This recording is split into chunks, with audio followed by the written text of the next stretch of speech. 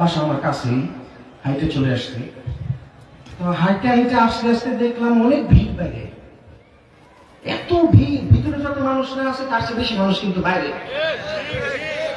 কেউ জিলাপি খাইতেছে, তো কেউ পিয়াজি খাইতেছে, কেউ কাপড় বেচতেছে,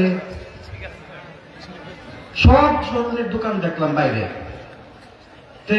আমাদের প্রধান বক্তা যদি স্টেজে উঠে থাকে, মঞ্চে উঠে থাকে, আপনারা বাইরে কি করেন?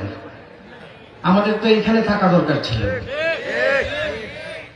আমরা তো ওয়াজ মাহফিল করার উদ্দেশ্যই হলো জ্ঞান অর্জন করা।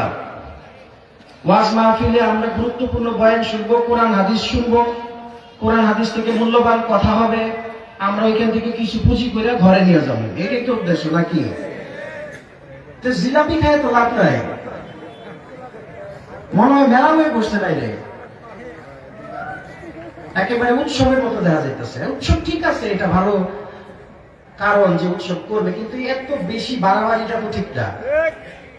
এটাকে নিয়ন্ত্রণের মধ্যে আনতে হবে। আমি এখানে আসার পরে আমার অনেকে ঘুতাইতেছে, টুপি পরশ লাগে, টুপি পরশ লাগে, টুপি পরশ লাগে, ছবি তুলতেছে তো টুপি পরশ লাগে। আচ্ছা, টুপি সম্মান তো, টুপি সম্মান, টুপিকে তো আমি সম্মান করি। টুপিটা কি আমি কি দাঁড়ি লেগে পড়বো? দেখানোর জন্য তো করবো না। টুপি পরবো যখন আমার প্রয়োজন পড়বে, বা আমার শরীর পাক থাকবে যখন আমি টুপি পরবো। হুদাই টুপি পরে সারাদিন ঘুরে লাভ আছে? আমি জানি না আপনারা কারা আল্লাহ তাআলাকে খুঁজে পাইছেন। আমি কিন্তু খুঁজে পাইছি আমার মনের মধ্যে আমি আল্লাহ তাআলারে খুঁজে পাইছি। ওনার কাছে সকালে একটা কিছু চাইলে দুপুর সন্ধ্যার মধ্যে পায়ে ফেলাই। তো ওই টুপি পরে ফটো তোলার লেগে টুপি পরতাম না। টুপি যখন দরকার, টুপি যখন প্রয়োজন, তখন পরবো ইনশাআল্লাহ। আচ্ছা, যাই হোক, বকবক না কইরা প্রধান বক্তা আমাদের অনেকক্ষণ ধরে বসে রয়েছে, ওনার মূল্যবান বক্তব্য শুনবো। আপনারা যারা দাঁড়িয়ে আছেন দয়া করে ভিতরের দিকে চলে আসেন।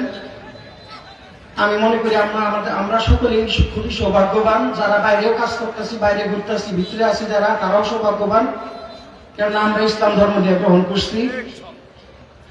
কিন্তু আমাদের দায়িত্ব আছে, কর্তব্য আছে, আল্লাহর ইবাদত করতে হবে।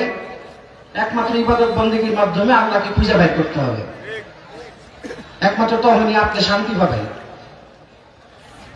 আর আল্লাহ তাআলা যদি আপনার উপর রহমত বর্ষণ করেন, আপনি সহ, আপনার পরিবার পরিজন সহ, আপনি যাকে ভালোবাসেন, এদের সকলকে নিয়ে বেহেশতে ইনশাআল্লাহ যেতে পারবেন।